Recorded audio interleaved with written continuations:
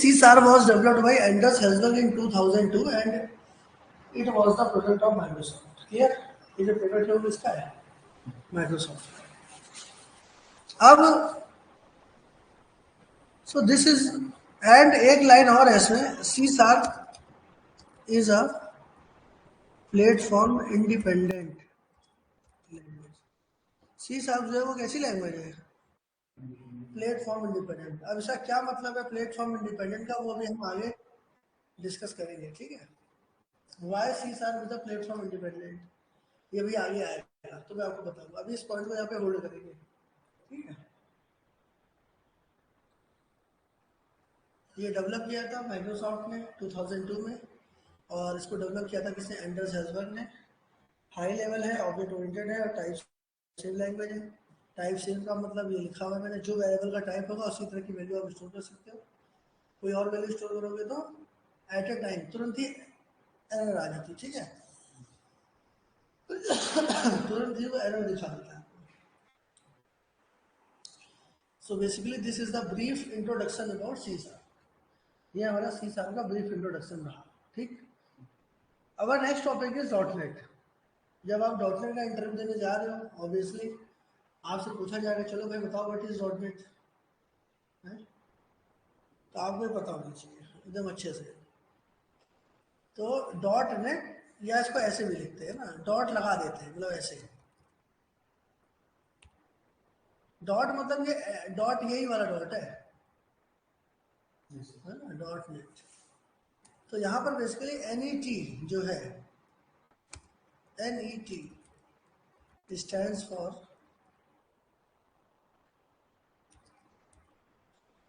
देखो मैं जो पढ़ा दूंगा ना, मैं जो पढ़ाऊंगा बस वही पूछा जाएगा इंटरव्यू में। जो मैं पढ़ा दूंगा बस वही इंटरव्यू में पूछा जाएगा, उसके अलावा कुछ आएगा नहीं। ये है सर। और दूसरी चीज, जब आप इंटरव्यू देके आओगे आप मुझसे यही बोलोगे कि सर आपने तो बताया था, हम आंसर नहीं दे पाए। बेसिकली डॉटनेट जो है, डॉटनेट स्टैंड्स फॉर, जिसमें NET जो होता है, NET जो होता है वो स्टैंड, डॉटनेट जो है, डॉटनेट स्टैंड्स फॉर, जिसमें NET जो होता है, NET जो होता है वो स्टैंड करता है नेटवर्क इनेबल टेक्नोलॉजी। तो अब आपसे पूछा जाएगा व्हाट इज डॉटनेट, तो आप इंटरव्यू में बताओगे डॉटनेट इज नॉट अ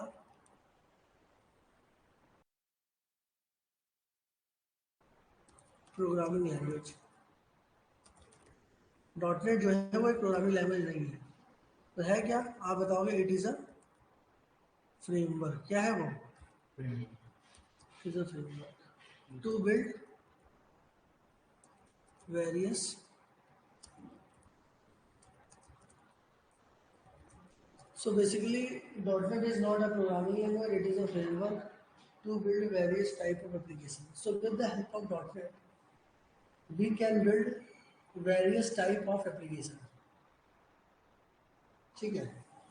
मतलब डॉटनेट जो है वो फ्रेमवर्क होता है जिसके थ्रू हम लोग क्या कर सकते हैं, बहुत डिफरेंट डिफरेंट तरह की एप्लीकेशन डेवलप कर सकते हैं। अच्छा, जब आप ये लाइन बोलोगे तो वो इंटरव्यू में पूछ सकता है एज अ फ्रेशर, बताओ भाई what is the difference between programming language और फ्रेमवर्क। तब आपको पूछेगा वो प्रोग्रामिंग लैंग्वेज और फ्रेमवर्क में क्या डिफरेंस होता है, क्योंकि आप तो बोलोगे ना कि डॉटनेट प्रोग्रामिंग लैंग्वेज नहीं है, वो क्या है, फ्रेमवर्क है। तो वो पूछेगा कि चलो भाई बताओ कि प्रोग्रामिंग लैंग्वेज और फ्रेमवर्क में क्या डिफरेंस है, इंटरव्यू में एज अ फ्रेशर पूछ सकता है। तो आप बोलोगे कि इन प्रोग्रामिंग लैंग्वेज का मतलब क्या है, मैं ऐसे समझाता हूँ। Let's take pencil and I am going to draw rectangle. मैं एक रेक्टेंगल बनाने जा रहा हूँ, ठीक है। ये मैंने पेंसिल के थ्रू क्या बना लिया, एक रेक्टेंगल बॉक्स बना लिया। सही सही है, this is a programming language. ये क्या है हमारी, ये हमारी programming language. And what about framework, I have a pre defined rectangle shape and I am just draw it. Which one is look like good, कौन सा अच्छा लग रहा है, ये वाला अच्छा लग रहा है ना जो हमने फ्रेमवर्क से बनाया। और जो हमने मतलब in programming language you need to write each and everything, you need to write each and every logic, you need to write everything in your program। Programming language में क्या है, आपको सब कुछ बनाना पड़ता है, और अगर वो गलत हो गया तो फिर से लिखना पड़ेगा, मतलब वो अच्छा भी नहीं लग रहा है देखो, और गलत हो गया तो दोबारा अपना लॉजिक बनाओ, है ना। लेकिन फ्रेमवर्क में क्या है, in framework you will get so many things predefined. ऐसा नहीं है कि प्रोग्रामिंग लैंग्वेज में हमें प्री डिफाइंड चीजें नहीं मिलती, मिलती है लेकिन इतनी ज्यादा नहीं मिलती। लेकिन फ्रेमवर्क क्या होता है, फ्रेमवर्क नाम ही उसका फ्रेम, फ्रेम मतलब पहले से ही बना हुआ है, बस हमें उसको यूज करना आना चाहिए। जैसे मैंने कहा कि आपको एक फ्रेमवर्क दे दिया, मैंने कहा ये फ्रेम है, इसमें आप अपने सामान को सेट करना। तो कुछ लोग बहुत अच्छे तरीके से सामान को सेट करते हैं और कुछ लोग अच्छे से नहीं सेट कर पाते हैं, तो वो डिपेंड करता है कि आप उसको कैसे से यूज करते हो। तो जिसको फ्रेमवर्क का नॉलेज होता है वो अच्छे से कर पाएगा, जिसको नहीं होगा तो नहीं कर पाएगा। तो फ्रेमवर्क में क्या है कि we will get so many things predefined. Framework में हमें बहुत सारी चीजें प्री डिफाइंड मिलती है, मतलब प्री डिफाइंड क्लासेस मिलती हैं, प्री डिफाइंड डेटा टाइप्स मिलते हैं, प्री डिफाइंड लाइब्रेरीज मिलती हैं, प्री डिफाइंड मेथड्स मिलते हैं। So what is the difference between programming language and framework? So the main difference between programming language and framework is, in programming language we need to write each and everything, we need to perform our own logic in our programming language, and programming language is slow. But in other hand, framework framework is fast as compared to programming language. Why? Because in framework we will get so many things predefined. Predefined methods, predefined assembly, predefined libraries, predefined methods, predefined variables, data types, classes, enum, interfaces, abstract class. There are so many things over there in framework. But in programming language, there are few of things we will get. मतलब मिलती है लेकिन कम चीजें मिलती है। तो programming language जो है वो स्लो है और फ्रेमवर्क जो होता है वो फास्ट होता है। तो डॉटनेट क्या है, प्रोग्रामिंग लैंग्वेज है, फ्रेमवर्क क्या है? फ्रेमवर्क, डॉटनेट फ्रेमवर्क है। समझ गया भाई?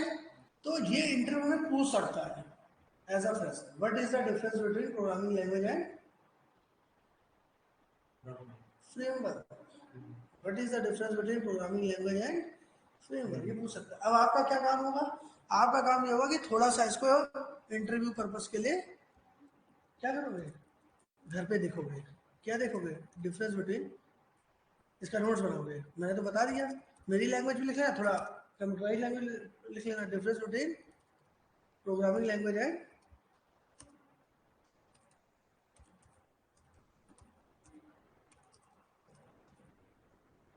समझिए जी।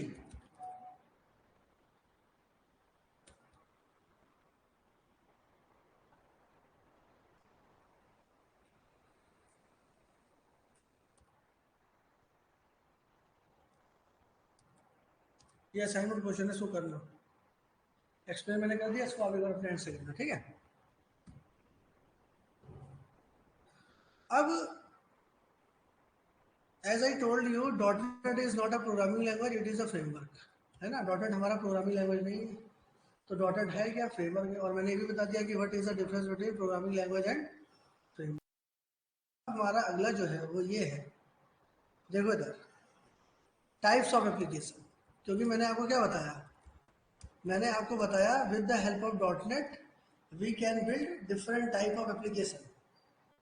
ये तो बताया मैंने, डॉट नेट में हम लोग क्या बना सकते हैं, डिफरेंट तरह की एप्लीकेशन बना सकते हैं। तो हमारा अगला टॉपिक क्या होगा, टाइप्स ऑफ एप्लीकेशन। अब हमें ये देखना है कि हम डॉट नेट पढ़ने क्यों जा रहे हैं भाई। अब ऐसे थे ना कि डॉट नेट पढ़ना चालू कर दिया है। सबसे पहले तो भाई ये बताना चाहिए हम जो काम करने जा रहे हैं वो करने क्यों जा रहे हैं। अब आप कहीं बाहर गए, आपसे आपसे पूछा भाई डॉट नेट, हम डॉट नेट पढ़ रहे हैं, क्यों पढ़ रहे हो, पढ़ लें। मार्केट में यार दो तरह की एप्लीकेशन होती है, इसके अलावा कोई तीसरी एप्लीकेशन नहीं होती। In market there are two types of application, एक होती है C U I based application और दूसरी होती है G I. There are two types of application in the market. Market में जो है वो दो तरह की एप्लीकेशन होती है, सी यू आई और जी आई। सी यू आई को हम लोग बोलते हैं कमांड यूजर, जो है हमारा वो होता है ग्राफिकल यूजर इंटरफेस, ठीक। C U I based application और G U I based application. अब जो सबसे पहला है हमारा वो है C U I based application, command based application. तो कमांड बेस्ड एप्लीकेशन में हमारे जो सबसे पहली एप्लीकेशन होती है जो हम डॉट नेट के थ्रू बनाते हैं वो है हमारी कंसोल एप्लीकेशन। क्या है, कौन सी एप्लीकेशन है, कंसोल एप्लीकेशन।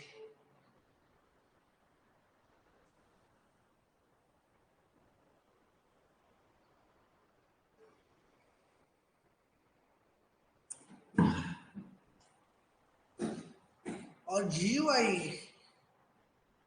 के थ्रू जो बनाते हैं वो बता रहे हैं अभी, है ना।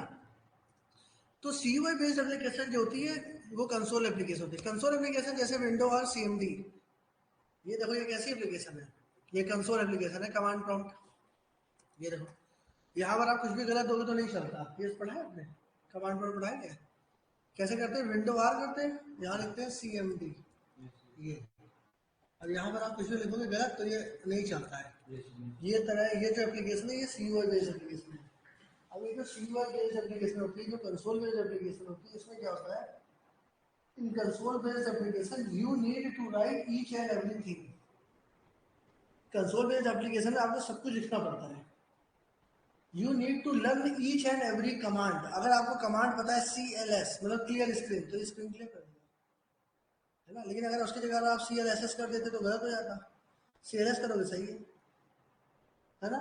मतलब कमांड बेस्ड एप्लीकेशन का ड्रॉबैक क्या है, कमांड बेस्ड एप्लीकेशन में क्या होता है, you need to write, you need to learn each and every command. Command based application में क्या है, हमें एक एक कमांड याद करने पड़ेंगे, है ना। You need to learn each and every command, आपको एक एक कमांड याद करने पड़ेंगे, समझ रहे हो। If you know the command then you need to interact with this type of application.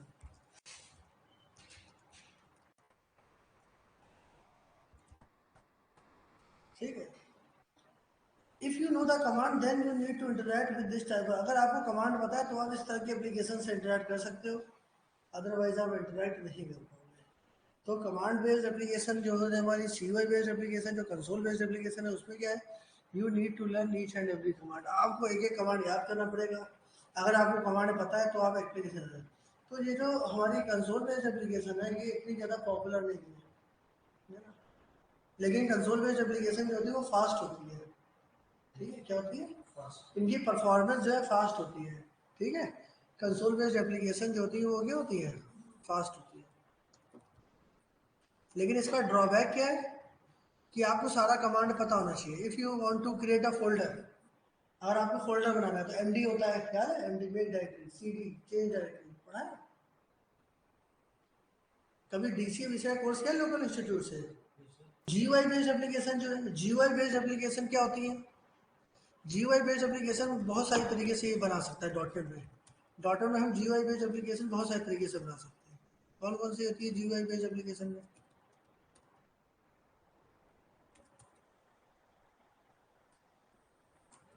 GUI में हम लोग बना सकते हैं डेस्कटॉप एप्लीकेशन, ठीक। हम बना सकते हैं वेब एप्लीकेशन, हम बना सकते हैं एंड्रॉयड एप्लीकेशन, या किसको हम लोग क्या बोलते हैं, ठीक है। हम लोग बना सकते हैं वेब सर्विसेज, हम बना सकते हैं एंड्रॉयड एप्लीकेशन, या किसको हम लोग क्या बोलते हैं, ठीक है। हम लोग बना सकते हैं वेब सर्विसेज,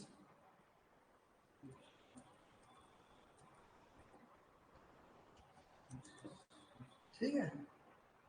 हम लोग वेब सर्विसेज बना सकते हैं यहाँ पे। हम लोग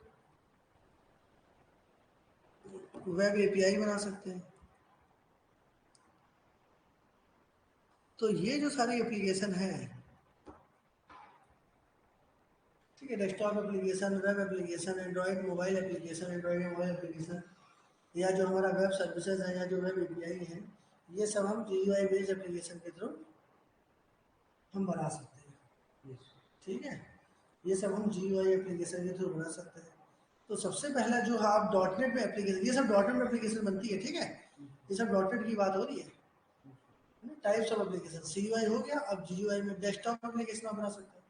तो डेस्कटॉप एप्लीकेशन क्या होती है, an application that runs with the help of, मतलब ऐसी एप्लीकेशन जो वेब ब्राउजर की मदद से चलती है, सॉरी,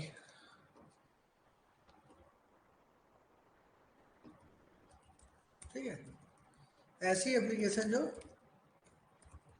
ऑपरेटिंग सिस्टम की मदद से चलती है, ठीक है, वो हमारी कैसी होती है, डेस्कटॉप एप्लीकेशन। डेस्कटॉप एप्लीकेशन के थ्रू हम लोग कैसी एप्लीकेशन बनाते हैं, विंडोज बेस्ड एप्लीकेशन, ठीक है, विंडो एप्लीकेशन होती है, ठीक है। तो डेस्कटॉप एप्लीकेशन क्या होती है, ऐसी एप्लीकेशन जो ऑपरेटिंग सिस्टम की मदद से चलती है। जैसे आपने विंडो आर किया, यहाँ लिखा CLC, कैलकुलेटर। तो ये जो एप्लीकेशन आपके सामने दिखी है, कैसी एप्लीकेशन है, ये डेस्कटॉप एप्लीकेशन है। जो भी हमारा टैली है, एक्सेल है, पावर पॉइंट है, वर्ड है, ऑफिस पैकेजेस है ना, वो सब कैसी एप्लीकेशन है, डेस्कटॉप एप्लीकेशन। डेस्कटॉप एप्लीकेशन जो हमारे एक पीसी में, एक स्टैंड अलोन कंप्यूटर में चलती है, जो world wide web globally access नहीं होती है ना, ये डेस्कटॉप एप्लीकेशन है जो हमारे सिर्फ पीसी में चलती है। तो ऐसी एप्लीकेशन जो ऑपरेटिंग सिस्टम की मदद से चलती है ना, an application that runs with the help of operating system. ऐसी एप्लीकेशन जो ऑपरेटिंग सिस्टम की मदद से चलती है उसको हम लोग क्या बोलते हैं, डेस्कटॉप एप्लीकेशन बोलते हैं। समझ में आ रही है बात। अब ये एप्लीकेशन में काम करना आसान होता है, ठीक है, क्योंकि ये जो एप्लीकेशन है, this application is user friendly. ये एप्लीकेशन जो होती है वो यूजर फ्रेंडली होती है। क्यों यूजर फ्रेंडली क्यों होगी, राइट क्लिक किया, न्यू में गए, फोल्डर में गए, फोल्डर बन गया। फाइल बनानी है, notepad, WordPad, Excel, PowerPoint, कोई भी फाइल कर सकते हो। किसी भी वर्ड पैड, नोट पैड में जाना है, फाइल है, उसमें सब आता है। मतलब अगर आपको इंग्लिश आती है थोड़ी बहुत, तो आप इंग्लिश समझ समझ के देख देख के आप उस मेन्यू में जाओगे, देखोगे ओपन है तो ओपन हो रहा है, सेव है तो सेव हो रहा है, न्यू है तो नया डॉक्यूमेंट बन गया है ना। तो बहुत सारी चीज़ें, बहुत सारे पॉइंट आप अपने मन से ऐसे ही उसमें देख सकते हो, कर सकते हो, है कि नहीं। So this is the advantage of desktop application. मतलब डेस्कटॉप एप्लीकेशन में काम करना बहुत ही ज़्यादा आसान है। डेस्कटॉप डेस्कटॉप एप्लीकेशन में आप बहुत ही आसान तरीके से इंटरेक्शन कर सकते हो, है ना। एप्लीकेशन इंटरेक्शन कर सकते हो, फोल्डर में जाते हैं, है ना, यहाँ से फोल्डर बन जाता है, फाइल बन जाती है, बहुत ही आसान तरीके से काम हो जाता है। और ये सब ऑपरेटिंग सिस्टम की मदद से चलता है। अगर मैं अभी अपने में ऑपरेटिंग सिस्टम हटा दूँ, क्या मैं यहाँ नोट पैड ओपन कर पाऊंगा, ये भी डेस्कटॉप एप्लीकेशन है। ये जो था पेंट, ये ओपन कर पाऊंगा नहीं, क्योंकि ये सब किसकी मदद से चल रहा है, ऑपरेटिंग सिस्टम के थ्रू। आपके फ़ोन में जीमेल हटा दूँ, फेसबुक हटा दूँ, व्हाट्सएप हटा दूँ, इंस्टा हटा दूँ, और भी जो बहुत सारे ऐप है, मैं सारा आपका ऑपरेटिंग सिस्टम हटा दूँ एंड्रॉइड का, तो चलेगा क्या, वो नहीं चलेगा। तो जो भी हमारे ऐप है, मतलब एप्लीकेशन है, वो किसी मदद से चलती है, ऑपरेटिंग सिस्टम की मदद से चलती है। तो उनको हम लोग बोलते हैं desktop application.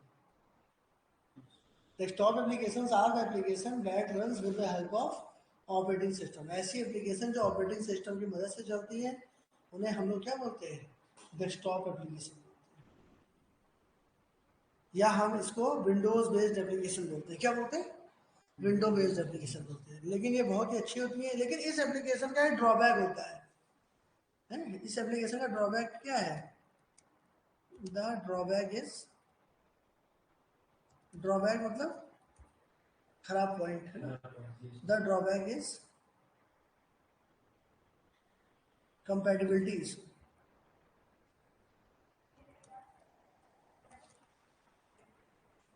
The drawback is compatibility issue, ठीक है।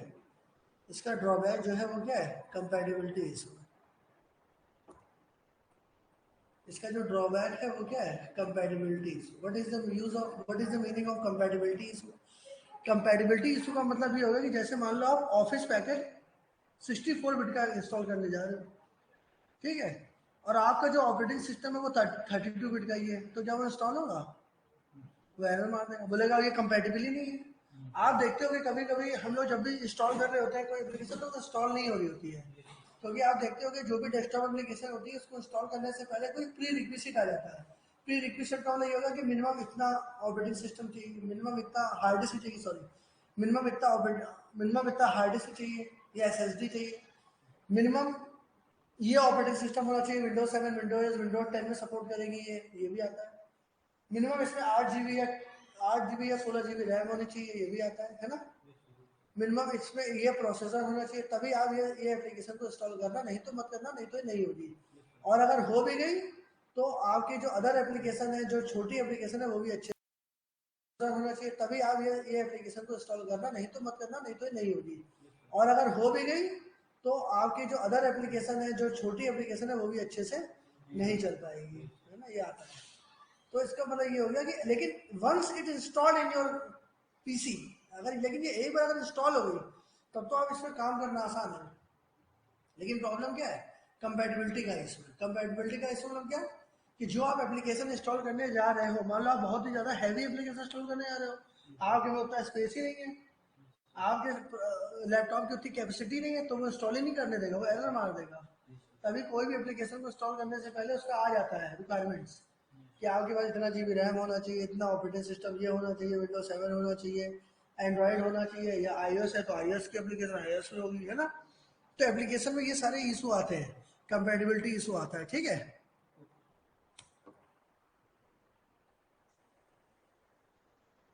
Web application and application that runs with the help of,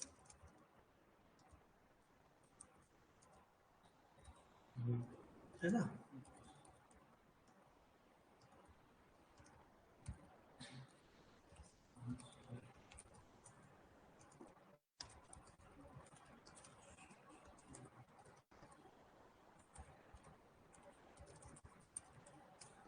हम इस तरह की एप्लीकेशन कहीं से भी एक्सेस कर सकते हैं, ठीक है। वेब एप्लीकेशन, तो वेब एप्लीकेशन जो होती है ऐसी एप्लीकेशन जो वेब ब्राउजर से चलती है। आप वेब ब्राउजर ओपन करते हो, समझिए, और वो क्या फॉलो करती है, क्लाइंट सर्वर आर्किटेक्चर। अब ये क्या है, इसको आगे समझना पड़ेगा, है ना, क्लाइंट सर्वर आर्किटेक्चर, इसको मिस करते हैं अभी। और इस तरह की एप्लीकेशन को हम लोग कहीं से भी एक्सेस कर सकते हैं, वर्ल्ड वाइड वेब आप कहीं से भी एप्लीकेशन को एक्सेस कर सकते हैं। एंड्रॉइड और मोबाइल एप्लीकेशन भी बना सकते हो आप, उसके लिए हम लोग जैमरिन या मोनो फ्रेमवर्क का यूज करते हैं, है ना। अगर आपको एंड्रॉइड या मोबाइल एप्लीकेशन बनानी है डॉटेड में, तो उसके लिए अलग फ्रेमवर्क आपको लर्न करना पड़ता है, सीखना पड़ता है। वो क्या है, हम लोग यहाँ पर मेन फोकस किस पे करेंगे, हम लोग यहाँ पर मेन जो पढ़ेंगे वो है हमारा web application, how to develop web application, हम वेब एप्लीकेशन पढ़ेंगे। आप वेब सर्विसेज भी बना सकते हो, ठीक है, वेब सर्विसेज भी होती है, जैसे WCF हमारी वेब एप्लीकेशन है ना, WPF है डेस्कटॉप एप्लीकेशन के लिए। आप वेब एपीआई है जिसको हम लोग क्या बोलते हैं, रेस्ट एपीआई, भी आप इसमें बना सकते हो, ठीक है, ये सब आप इसमें। तो डॉट नेट क्या है, हमारा डॉट नेट हमारा प्रोग्रामिंग लैंग्वेज नहीं है, ये क्या एक फ्रेमवर्क है जिसके थ्रू डिफरेंट तरह की एप्लीकेशन आते हैं। तो हम डॉट नेट क्यों पढ़ रहे हैं, हम डॉट नेट इसलिए पढ़ रहे हैं ताकि हम इन तरह की एप्लीकेशन को डेवलप कर सके, बना सके। दो तरह की एप्लीकेशन होती है, CUI और GUI। CUI हमारी कंसोल एप्लीकेशन होती है, जो कमांड यूजर इंटरफेस होता है, उसकी प्रॉब्लम मैंने आपको बताई क्या है। और डेस्कटॉप और GUI में हमारी कौन कौन सी एप्लीकेशन होती है, GUI में हमारी डेस्कटॉप, मतलब डॉट नेट के थ्रू हम लोग विंडो एप्लीकेशन बना सकते हैं, डॉट नेट के थ्रू हम लोग वेब एप्लीकेशन बना सकते हैं, डॉट नेट के थ्रू हम एंड्रॉइड और मोबाइल एप्लीकेशन बना सकते हैं, डॉट नेट के थ्रू हम बहुत सारी सर्विसेज बना सकते हैं, डॉट नेट के थ्रू हम लोग API बना सकते हैं। तो ये सब काम कर सकते हैं डॉट नेट, इसीलिए हम डॉट नेट पढ़ रहे हैं। समझ में आ रहा है, डॉट नेट पढ़ने क्यों जा रहे हैं, इसीलिए पढ़ने जा रहे हैं भाई, ताकि हम एप्लीकेशन बना सकें। हम लोग, आप यहाँ पर किस लिए आए हो, आप यहाँ पर कौन सी एप्लीकेशन बनाना सीखोगे, आप यहाँ पर बनाना सीखोगे वेब एप्लीकेशन, क्योंकि आपको क्या बनना है, डेवलपर। तो डेवलपर के लिए आपको एंड्रॉइड डेवलपर नहीं बनना है, अगर आपको एंड्रॉइड डेवलपर बनना होता तो आपको क्या सीखना पड़ता, एंड्रॉइड एप्लीकेशन। आपको क्या बनना है, वेब डेवलपर। तो आपको सीखना पड़ेगा वेब एप्लीकेशन कैसे बनाते हैं, डेस्कटॉप एप्लीकेशन कैसे बनाते हैं, कंसोल एप्लीकेशन कैसे बनाते हैं, वेब सर्विसेज कैसे बनाते हैं, वेब एपीआई कैसे बनाते हैं, ये सब आपको पढ़ना पड़ेगा। तो वेब सर्विस जो है वो पहले बनाई जाती थी, है ना। आजकल जो ट्रेंड में वो क्या है, वो एपीआई है। तो आप यहाँ पर सीखोगे क्या, वेब एपीआई, रेस्ट एपीआई, है ना, ये सीखोगे। अब हमारा पॉइंट है वो है ASP.NET। What is ASP.NET. अब ASP.NEट जो है वो पुराना वाला है ना, लेकिन इंटरव्यू में एज अ फ्रेशर आपसे पूछा जाएगा, इसीलिए मेरा बताना मजबूरी है। हम लोग वैसे भी अब .NET नहीं पढ़ेंगे, हम लोग .NET नहीं पढ़ेंगे यहाँ पे, हम लोग पता क्या पढ़ेंगे, हम लोग पढ़ेंगे .NET कोर, इसका एडवांस वर्जन। लेकिन मैंने .NET क्यों पढ़ाया, इंटरव्यू किस क्या देने जा रहे हैं, इंटरव्यू किसका देने जा रहे हैं, .NEट का ना, और .NEट के बारे में नहीं पता है, तो दिक्कत है। तो इसीलिए हमने डॉट नेट के बारे में डिस्कस किया है, लेकिन हम डॉट नेट के बारे में पढ़ेंगे नहीं प्रैक्टिकल में, प्रैक्टिकली हम लोग पढ़ेंगे डॉट नेट कोर को, ठीक है। और ASP डॉट नेट भी होता था जो पहले चलता था, ये भी हम लोग पढ़ेंगे। इसके बारे में मैं आपको कल बताऊंगा, ठीक है। आज इसके लिए पेंडिंग रखते हैं, कल हम लोग पढ़ेंगे।